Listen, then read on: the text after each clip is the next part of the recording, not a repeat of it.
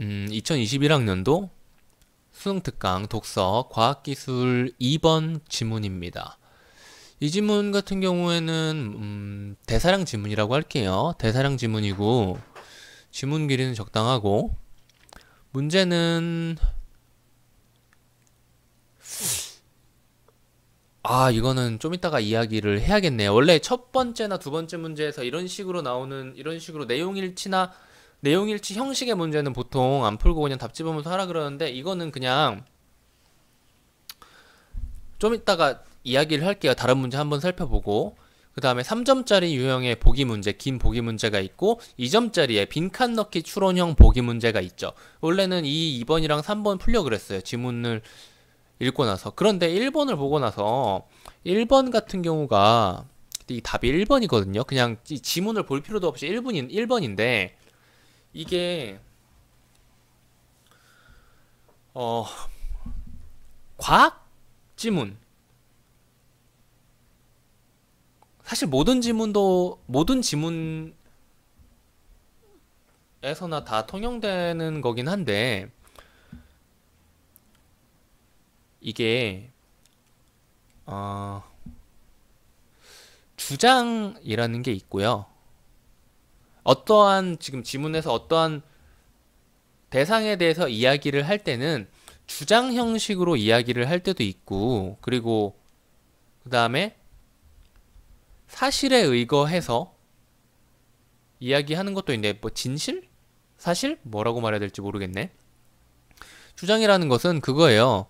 어떤 학자, 어떤 집단, 어떤 의견, 어떤 이론이 이야기하는 것을 전달해 주는 거.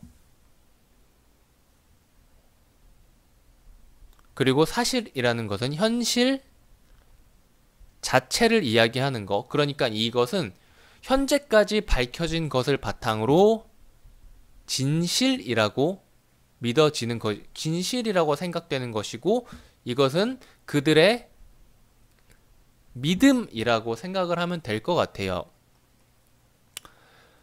그래서 학자나 집단이나 의견이나 이론이나 그런 것을 전달해 주는 것은 이건 사실과 다를 수 있어요. 지문에서 나오면은. 그런데 이 현실 자체를 전달해주는 녀석은 사실과 같아야 합니다.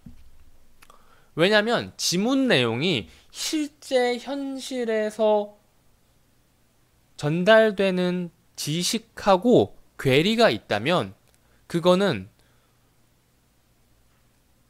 사실 되게 큰 논란에 휩싸일 수가 있어요. 왜냐면 지문도 지식을 전달해 주는 건데 이 지식 자체가 잘못된 거고, 만약에 이 분야의 전문가가 있어서 이건 지문 자체가 잘못되었다라는 말을 하면은 할 말이 없어요. 그러니까 지문이 이런 식으로 과학기술에서 특정한 현상에 대해서 설명하는 거라면은 그거는 사실과 같아야 돼요. 그리고 여기에서 갑상샘 항진증이 있는 사람은 체중이 증가할 가능성이 높다라고 되어 있는데, 이 갑상샘 항진증이라는 것이 어떤 것이냐면, 이거는 그러니까 배경 지식이 중요하다라고 말하는 건 아니고 그냥 상식을 쌓다 보면은 이런 식으로 얻어 걸리는 경우가 종종 있다 정도로만 생각하시면 돼요. 배경 지식에 집착하라는 말은 절대 아닙니다. 그러다가 망해요. 갑상샘 항진증, 갑상선이라고 할게요. 나는 갑상선이 더 익숙하니까. 갑상선이 여기 목젖 바로 아래에 있는 여기 이렇게 있거든. 지금 손바닥이 이렇게 감싸고 있는 이게 다 갑상선이야. 근데 이게 항진증이 있으면은 여기가 이렇게 손 닿은 이것처럼 부어요. 이렇게 붓고 사람이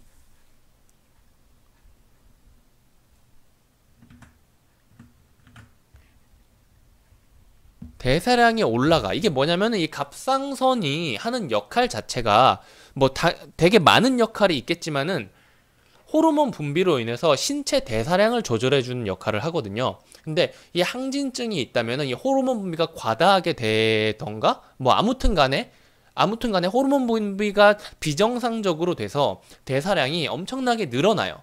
대사량이 늘어난다는 것은 필요로 하는 에너지가 많아진다는 거예요. 그래서 갑상샘 항진증이 있는 사람들은 되게 뭐라고 해야 되지?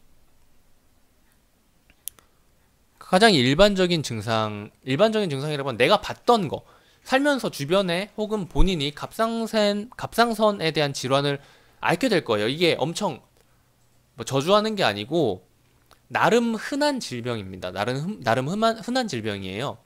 그래서 이렇게 되면은 조금만 움직여도 핵핵됨. 왜냐면은 에너지를 이미 대사량으로 써버려서. 그래서 대사량이 이 갑상선 항진증이랑 동떨어 놓고 보아도 대사량이 높은 사람은 많이 먹어도 안 쪄요. 그렇다는 말은 갑상선 항진증이 있는 사람은 체중이 증가할 가능성이 높은 게 아니라 체중이 감소할 가능성이 높은 겁니다.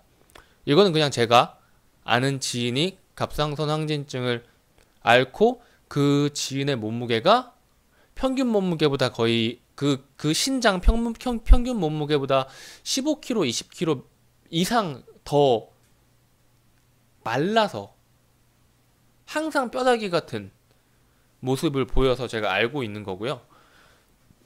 아무튼 이런 거라서 나머지 선지는, 근데 원래 이 문제는 안 풀 생각이었는데 이게 답이 보여가지고 이 이야기를 한 거예요. 나머지 선지는 그냥 안 풀겠습니다. 안 풀기로 한 대로. 그래서 지문을 이제 볼 텐데, 이렇게 하고 볼게요. 자, 보면 1문단 같은 경우는 제가 항상 제일 중요한 문단이라 그랬죠. 보면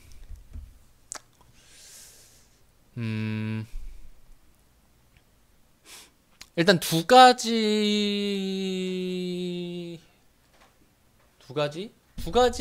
이야기를 해야 되나? 일단 첫 번째부터 할게요. 1문단에서만 관련해서 이야기를 할게요. 1문단에서만 관련해서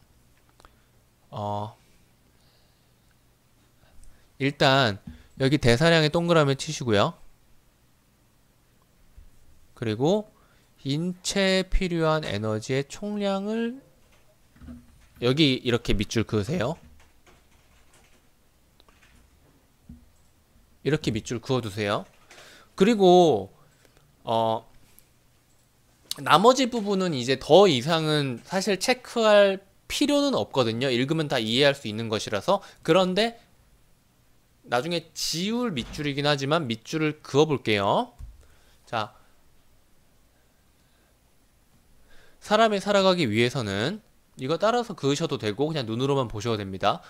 호흡을 하고 혈액을 순환시키는 등을 바로 생명 유지라 그러고, 이것을 위한 에너지도 필요하고, 그리고 다른 색깔로 일이나 운동을 일상생활이라고 하고, 이걸 위한 에너지도 필요합니다.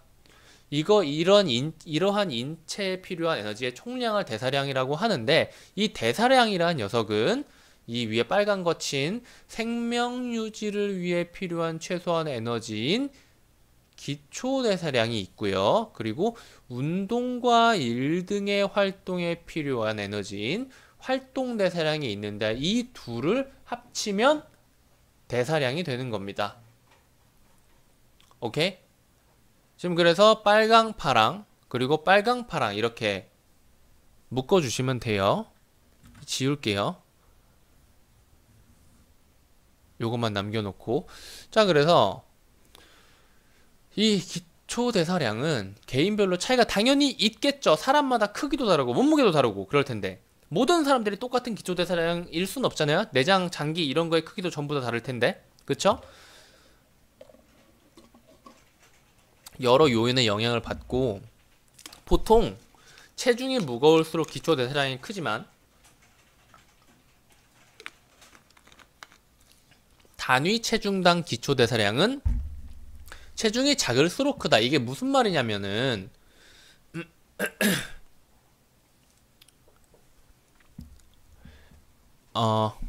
이게 무슨 말이냐면 여기에 쓸게요. 체중이 늘어날수록 1kg당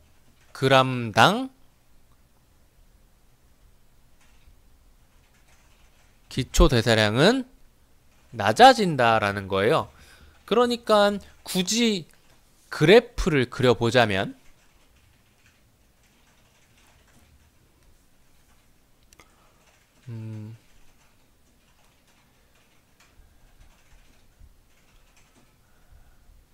세로축을 기초대사량이라고 하고 가로축을 체중이라고 했을 때 체중이 증가할수록 기초대사량도 증가하는 건 맞지만 체중이 늘어날수록 점점 기초대사량은 조금씩 늘어난다는 거예요. 이걸 그래프로 그리면 어떻게 돼요? 처음에는 하나, 둘, 셋, 넷, 5개 정도 해볼까요? 처음에는 체중이 이만큼 늘어날 때 기초대사량이 많이 늘어났어요. 그래서 이렇게 됐어요. 하지만 두 번째 늘어났을 때는 기초대사량이 그것보다는 조금 늘어났어요. 세 번째 기초대사량이 똑같이 체중이 똑같이 늘어나는데 기초대사량은 그것보다 조금 늘어났어요. 네 번째 더 조금 늘어났어요. 이런 식의 그래프가 되는 거죠. 이거 아래로 내려가는 거 아닙니다. 무조건 체중이 늘어날수록 기초대사량 자체는 늘어나고 있지만은 점점 조금씩 늘어나는 한 개 체감 하는 방식으로 기초대사량이 증가하고 있는 거예요. 그게 이 문장의 의미였고요. 그리고 갑상샘이 기초대사량의 조절을 담당하는데 갑상샘 기능에 이상이 있는 경우에는 기초대사량이 지나치게 커지거나 작아져 이상 증상을 유발한다. 갑상샘 항진증은 기초대사량이 커져서, 갑상샘 저하증은 기초대사량이 작아져서 문제가 생기는 병이다. 제가 알고 있는 상식도 딱 방금 전에 이야기한 정도에서 플러스 조금, 코딱지만큼 정도였는데 답이 나와버렸죠. 그리고 이게 첫 번째 이야기할 거였고, 이제 여기에서 이제 이야기들을 진행하게 되는데, 이 두 번째로 이야기해야 할 수 있는 거는, 지문이 만약에 너무, 이건 그렇게 어려운 지문은 아닌 것 같지만 지문이 너무 어렵게 느껴진다면, 이렇게 읽었는데 읽혔을 경우에는 그렇게만 보고 문제를 보고 필요한 부분을 찾아가는 식으로 풀어보세요. 무슨 이야기냐면, 이거는 문단 요약하기에 정말 깔끔하게 나온 지문이거든. 무슨 말이라면, 첫 문장에서, 각 문단의 첫 문장에서 핵심적인 내용을 다 제시해주고 있어요. 요즘에는 이게 아니라 좀 꼬아놓는 경우도 되게 많긴 한데, 이거는 그건 아니네요. 자, 볼게요. 이게 각 문장을, 그러니까 그 문단의 핵심 내용, 뭐 주제라고도 보시면 되는데, 각 문단의 핵심 내용을 연결시켰을 때 어색하지 않게 읽히면은 주제를 잘 잡아낸 거예요. 문단 요약을 잘한 건데, 여기서는 그거예요. 사람이 살아가기 위해서는 에너지가 필요하다. 이 에너지 안에 대사량이라는 개념이 들어있죠. 사람이 살아가기 위해서는 에너지가 필요하다. 이 문단 가볼게요.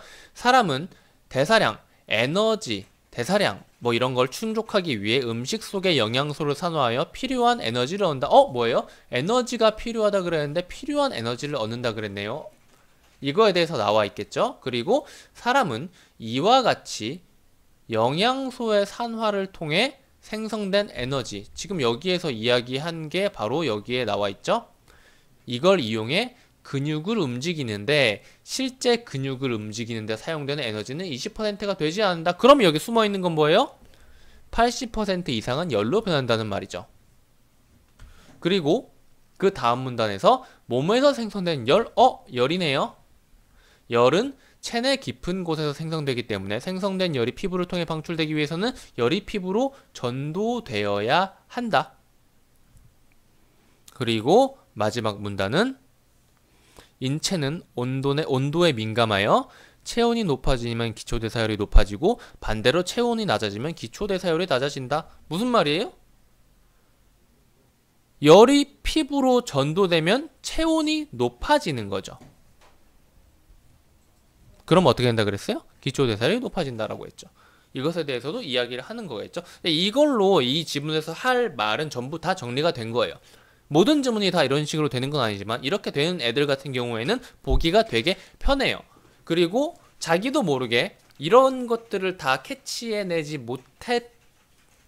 못했을지라도 이 지문 읽기가 조금 편한 것 같은데 이 전 지문보다는 이런 생각이 들 수가 있습니다. 자, 이거 다 지우고 이제 하나하나 이야기를 좀 해볼게요.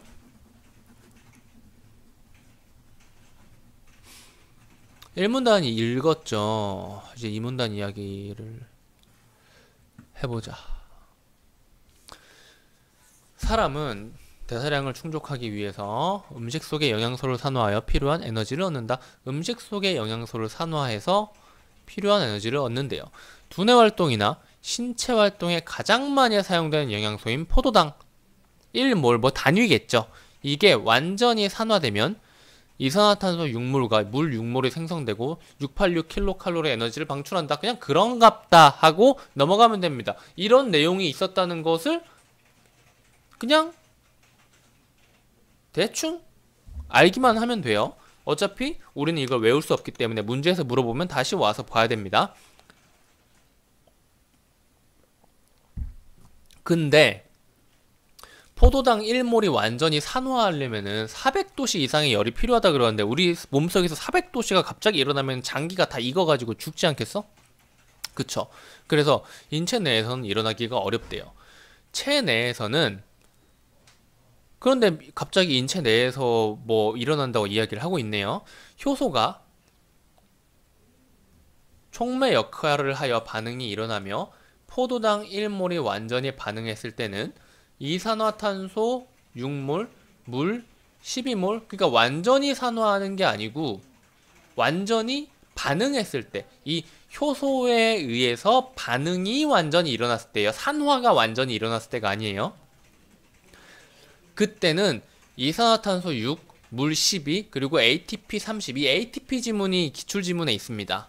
우리 3단계 교재에 있을 텐데 2단계인가? 뭐 아무튼 ATP 관련해서는 지문 찾아보고 아직 안 풀었으면 풀어보세요. 그리고 이 ATP는 아데노신에 뭐 인산기가 3개 달린 화합물, 그냥 화합물이라고만 그냥 그런갑다 하고 그냥 보시면 됩니다. 끝부분에 인산기가 떨어져 나갈 때, 이거는 중요하죠. 인산기가 떨어져 나갈 때 에너지를 방출한다. 사실 1몰당 7.3kcal 이것도 몰라도 돼요. 나중에 찾으면 됩니다. 인산기가 떨어져 나갈 때 에너지를 방출한다. ATP라는 녀석은. 반응 과정에서 이산화탄소나 물 같은 것이 생성되는데 이게 신체 외부로 직접 배출될 수 있지만 과다 섭취한 영양소는 몸의 새로운 조직을 형성하는 데 사용된다. 그러니까 뭐 신체 외부로 그냥 직접적으로 배출될 수도 있기는 한데 그냥 몸에 그냥 조금 써먹겠다라는 식으로 지금 이야기를 하는 것 같죠. 그래서 살이 찌는 겁니다. 대부분의 과다 영양소는 체내 지방으로 축적되어 체중을 증가시킨다라고 하네요. 반대로 영양 섭취가 부족하면 먼저 지방을 소모하고 지방이 고갈되면 단백질을 소모한다. 그러나 영양소 섭취가 부족하면 인체는 그에 적응하게 되므로 다이어트를 한다고 안 먹으면 지방만 전부 다 없어져 버리는 게 아니라 안 먹는 상황에 몸이 적응을 해서 기초대사량도 떨어지고 힘도 없고 공부도 안 되고 뇌도 안 돌아가고 안 먹으면은 머리도 안 돌아가잖아. 그렇게 된다 그거야. 그래서 안 먹어서 다이어트를 하고 한 사람들의 한정에서 아주 유명한 단어가 있어요.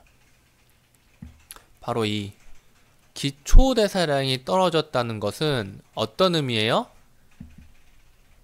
신체가 기본적으로 필요로 하는 에너지가 낮아졌다는 거죠. 그러니까 다이어트를 했어. 안 먹어서 다이어트를 했어. 이 과정에서 정말 살이 빠졌구나, 날씬해졌어 라고 생각은 하지만 내 몸 자체는 기초대사량이 떨어지는 상태. 이제 살을 뺐으니까 살 빼기 전만큼만 동일하게 먹어야지 히히 이러고 먹는단 말이야. 그런데 살 빼기 전보다 기초대사량이 낮아져 있는 상태네. 그렇다는 말은 살 빼기 전과 같이 먹으면 이 과다 영양소가 높아지게 되는 거죠. 그 전보다. 그래서 더 빨리 살이 찌고 그 과거 살 빼기 전보다 더 무거워지게 되는 거예요. 이걸 바로 요요라고 합니다. 요요 현상이라고. 이제 산문단 읽어볼게요.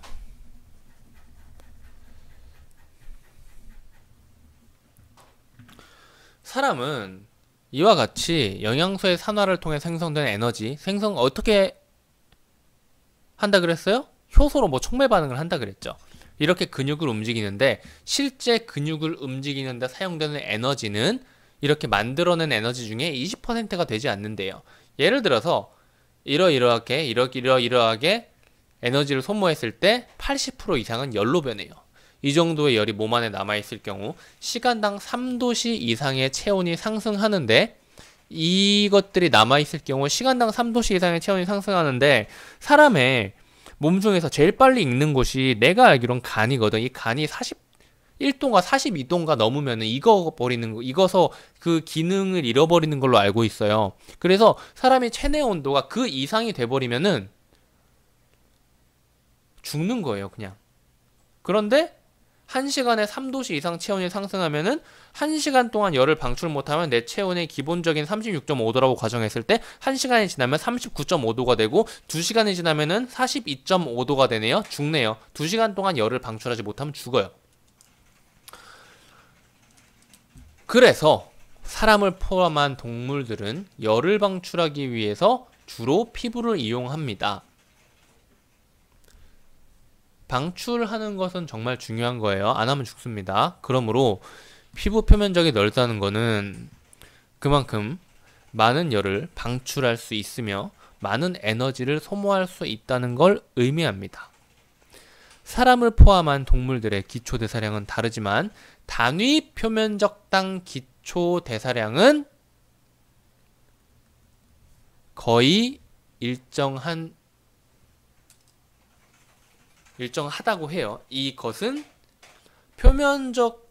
피부 표면적과 열의 방출이 직접적으로 연관이 있고, 그리고 기초대사량과 피부 표면적은 연관이 아주 깊게 있기 때문이겠죠. 이러한 몸에서 생성되는 열은 몸 체내 깊숙한 곳에서 촉매 반응으로 인한 산화작용이 일어나는 거니까 이 피부 위에서 되는 건 아니잖아요. 인체 내부에서 음식을 먹었으니까 내부 장기 이런 데서 하는 거겠죠. 그래서 열이 피부를 통해서 방출되기 위해서는 몸 안쪽에서 바깥쪽으로 전도돼야 돼요. 근데 여기까지 해서 한 가지 말할 게 있어요.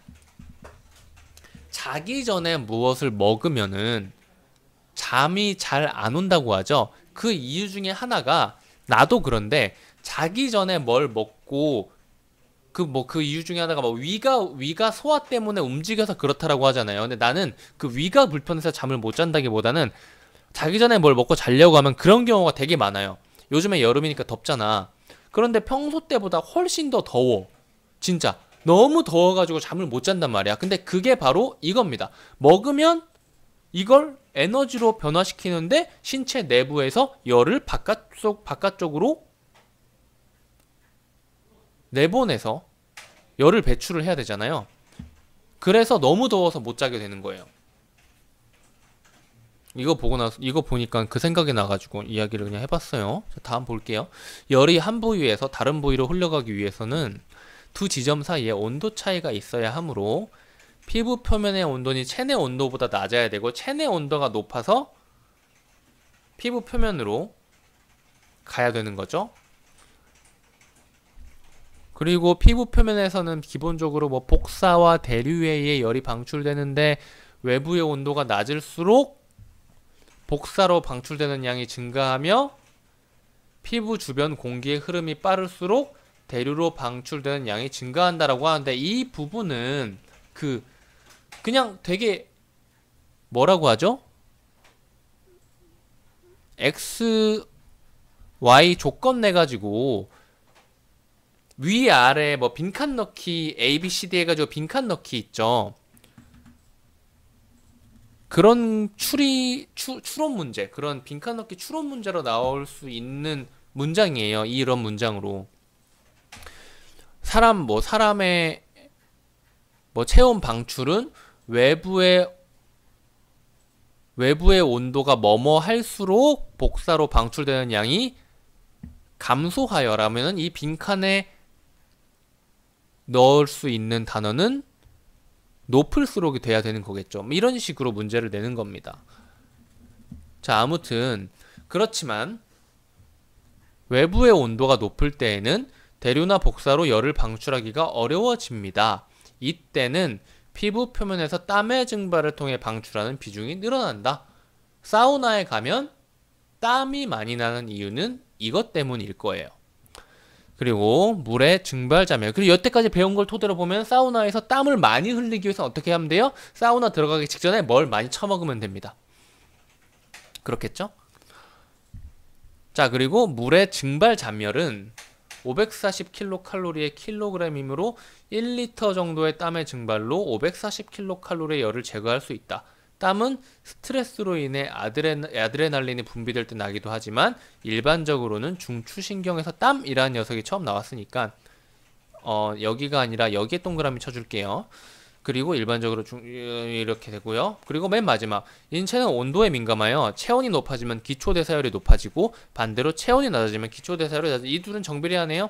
이러한 점은 인간뿐만 아니라 동물도 마찬가지고 체온을 조절할 수 있는 동물들은 체온을 낮추고 활동을 하지 않는 방법, 즉 동면을 통해 대사량을 최소화하여 에너지원을 구하기 어려운 겨울철을 나기도 한다. 이게 무슨 말이냐면 체온을 조절할 수 있다라는 말은 스스로 주도적으로, 그러니까 우리는 그게 안 돼요. 무슨 말인지 알겠어요? 내 체온을 25도로 낮출 거야 라고 생각한다고 해서 내 체온이 25도로 내려가지 않잖아요. 우리는 그 무슨 동물이라 그러지? 변온동물이 아니라 여기까지. 아무튼 그런 어쩌고 온 동물이라고 하는데 항온동물? 이건 아닌데 아무튼 간에 반대로 이런 동물들은 여름철에는 에너지원을 충분히 섭취하면서, 왜냐하면 겨울에 동면해야 되니까 에너지원을 충분히 섭취하면서 우리 같은 항온동물 맞나? 뭐 아무튼 간에 우리처럼 꾸준히만 하는 게 아니라 여름에는 엄청나게 많이 먹으면서 에너지를 많이 비축시키고 살도 많이 찌우고 그러면서 열의 방출도 원활해야 되는 거죠. 그래서 털 때문에 땀으로 열을 배출하기 어려운 동물들은 호흡을 통한 열의 방출도 활용한다. 개. 헥헥헥헥 되는 거. 폐에서 배출되는 공기는 호흡계통에서 증발되는 수분을 가지고 있다. 사람의 경우 이러한 통로로 방출하는 열량이 시간당 9kcal 정도로 적지만 동물들은 열의 방출량을 늘린다. 얇고 짧은 호흡 뭐야? 개 거리는 거죠. 이제 이해는 다 했죠. 이제 이거 다 지우고 문제로 들어가 보겠습니다. 잠깐 문제 잠깐 체크하고 올게요. 자, 책 보면서 왔다 갔다 하면서 보세요. 자, 일단 3점짜리 보기 문제 유형 같은 경우에는 뭐부터 하라 그랬죠? 보기에서 무슨 말을 하는지부터 파악을 합니다.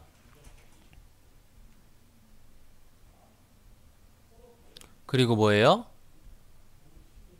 지문과 매칭시킨 후에 답을 찾아야 됩니다.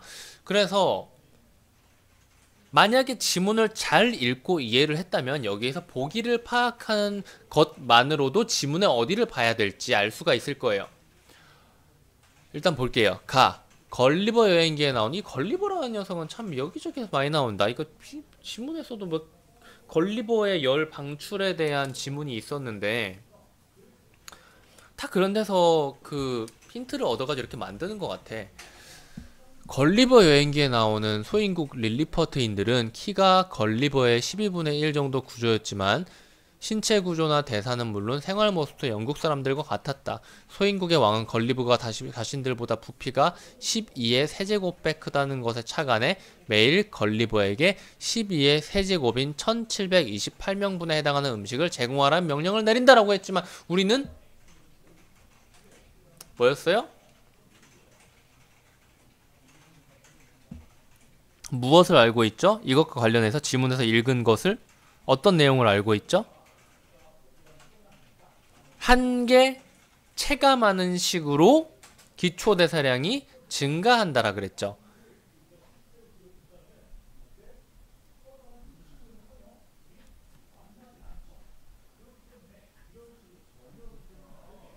기초대사량 증가량이 점감한다고 했습니다. 지문에서는 1문단에서 하나, 둘, 셋, 넷, 다섯 번째 줄을 보시면 될 것 같아요. 1문단에. 그래서 일단 가에서는 일단 그것을 한 번에 찾아낼 수가 있고, 그리고 가인데 난 나나나부터 풀고 싶긴 한데 이게 3개니까 가부터 볼게요. 1번 걸리버에게 적절한 거 찾는 거죠. 1728명분의 음식을 제공했다는 것은 걸리버의 체중과 기초대사량이 릴리퍼트인의 1728배라는 것을 추산한 것이므로 타당한 수치라고 할 수 없죠. 왜냐하면 기초대사량 증가량은 덩치가 커질수록 단위 체중당 줄어들기 때문이에요. 마이너스가 되지는 않지만 증가는 하되 점점 조금씩 증가하니까 몸무게가 1728명이라고 해서 기초대사량이 1728배는 아니고 그것보단 낮을 거라는 거죠. 이 비스무리한 이야기를 했던 지문도 전에 있었어요. 기출지문 중에. 언젠지 정확히 기억이 안 나는데 뭐 우리 교재에 있으니까. 자, 나가 아니죠. 2번이죠. 걸리버는 릴리퍼트인보다 1728배 많은 열을 방출해야 함으로라는 말 자체가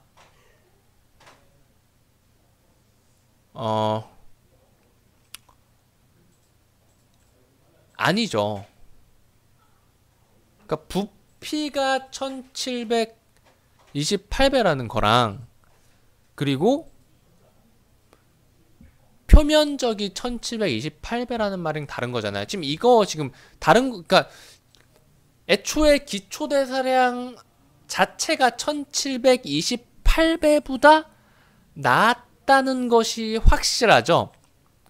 1번에서 우리가 이미 확인한 배경 지식이 아니라 지문의 내용을 바탕으로 하면은 그러니까 1728배 많은 열을 방출해야 함으로라는 것 자체도 이미 아닌 거죠. 오케이? 그리고 나 볼게요. 영화 A에서는 범죄자를 액화질소 탱크에서 급속도로 냉동시켜 영하 196도의 상태로 수십 년 동안 가두어 놓았다가 소생시키는 감옥이 등장한다. 냉동 감옥은 나 이런 영화 본 적 있는 것 같아. 이 개구리를 급속도로 냉각시켰다가 미지근한 물에 넣어두면 소생하는 원리를 응용한 것이다. 사람의 체액 대부분을 차지하는 물은 얼면서 세포를 파괴하지만 부동물질로 이루어진 개구리의 체액은 초저온에서 세포를 파괴하지 않는다. 이런 원리를 이용하여 사람의 체액을 개구리의 체액과 같은 물질로 바꾸어 놓고 냉각시키면 기초대사 없이도 생존이 가능하며 소생도 가능하다는 것이다. 아니 근데 이거 지문에 나왔던,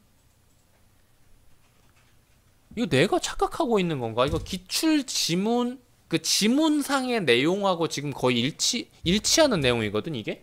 문제에 나온 게 아니라 이거는 그때 당시, 기출 당시에 지문 안에 있었던 내용을 그대로 가지고 온 것 같은데, 이거 찾아봐야 되나? 나중에 찾아봐야겠다. 아무튼 그렇다는 거죠. 이것은 무슨 원리? 이어야 될까요?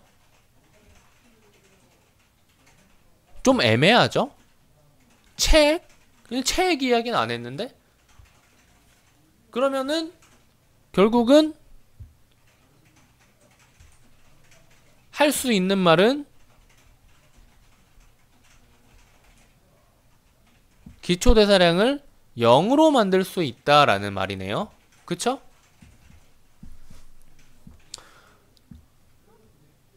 이것은 아마 보면서 지문을 봐야 될지도 모르겠어요. 3번. 냉동인간이 소생하려면 냉동 중 기초대사에 사용된 열을 효율적으로 제거했다는 것이 전제되어야 하겠군. 이것 자체가 다 틀린 겁니다. 어?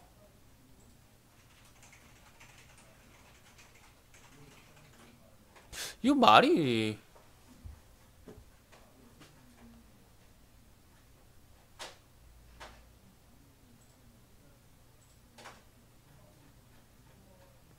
이거 좀 중의적으로 보일 수가 있는데 이건 이렇게 보는 게 맞는 것 같아요. 냉동 중에 기초대사에 열이 사용이 되었습니다 라고 이야기를 하고 있다고 봐야겠죠? 그렇다는 말은 애초에 기초대사량을 0으로 만들어서 열 배출 자체를 없애는 것이 냉동인데 냉동 중에 열이 기초대사에 사용되었다 라는 말 자체가 틀린 말이죠. 4번. 냉동인간은 기초대사를 하지 않기 때문에 여기까지 오케이고요. 냉동인간에게 영양분을 공급하는 장치에 대한 내용은 추가할 필요가 없겠죠. 영양분 자체가 필요가 없을 겁니다. 4번이 맞는 말이고요. 5번. 냉동인간 중에는 체내에서 약간의 산화작용이 발생하여 서서히 체온을 회복하면서 소생하는 경우가 있다는 내용을 추가하는 것이 가능하겠군. 이거는 무슨 말이에요? 그러니까 지금 이게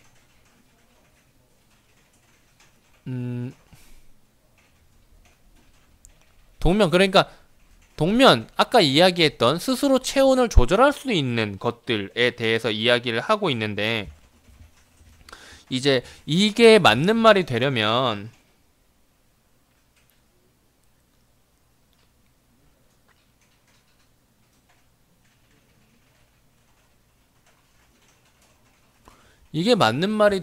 한데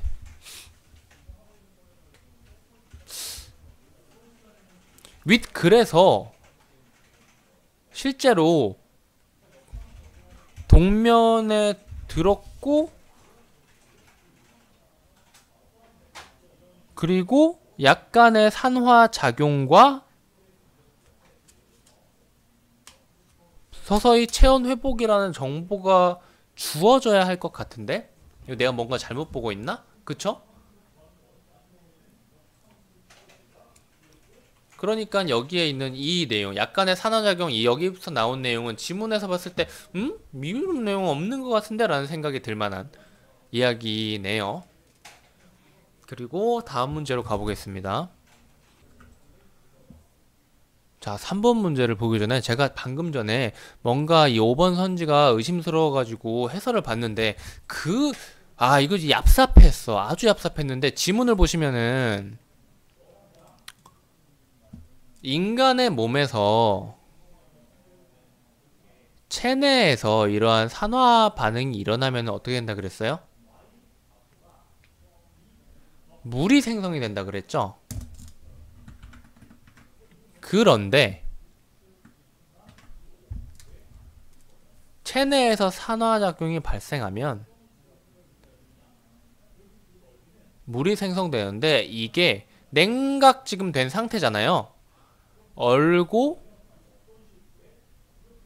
세포를 파괴하기 때문에 이러한 내용은 넣을 수가 없다라는 해설이 있었는데 솔직히 좀 기분은 별로 안 좋네요. 아무튼 다음 문제 하겠습니다. 윗글을 바탕으로 할 때 보기에 기억에 들어갈 말로 가장 적절한 것은?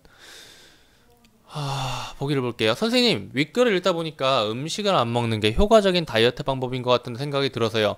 저 진짜로 이 문제 보기를 미리 읽어본 게 아니에요. 이걸 미리 보고 이야기를 한 게 절대 아니고 그냥 그 요요는 그냥 그 지문을 읽으면서 자연스럽게 나온 생각을 이야기를 한 거예요. 근데 그 이야기가 여기 지금 그대로 나와 있죠. 그래서 이 부분은 사실 보기를 안 봐도 그대로 맞출 수가 있죠. 다이어트를 해서 굶어가지고 살을 뺐을 때 어떤 결과가 일어난다 그랬어요? 기초대사량이 줄어서 같은 양의 음식을 먹어도 체내에 쌓이는 에너지가 높아지는 거예요. 그쵸? 이 말은 여기서 슥 보니까 기초대사량이 떨어져 소모되지 않는 영양소가 많아지기 때문에랑 똑같은 말이네요. 그래서 4번을 답으로 하고 끝내도록 하겠습니다. 그러니까 그냥 갑상선 항진증이라든지 아니면은 요요 현상이라든지 이거는 그냥 우리가 어떻게 보면은 알고 있는 학생이 더 많을 수도 있어요. 그쵸? 알고 있는 학생들이 더 많을 수도 있어요. 그래서 1번이나 3번 문제 같은 경우에는 정말 저처럼 쉽게 풀 수도 있었을 거예요. 배경지식이 작용하는 것은 그것만 아시면 됩니다. 그게 실제 과학적 사실에 기반을 해서 주어지는 정보인지 아니면 누군가의 주장이라 틀릴 가능성이 충분히 인정이 되는 거냐, 틀릴 수 있다는 것이 전제가 되는 건지, 반박당할 수 있는 것, 뭐 그런 것이 전제가 되는 건지를 판단을 하시면 될 겁니다. 그럴 게 없고 실제로 존재하는 사실 그 자체에 대한 전달을 해주는 거면은 우리가 알고 있는 상식과 배경 지식과 뭐 그런 걸 그대로 적용을 시켜도 다 풀리게 될 거예요. 여기까지 하겠습니다.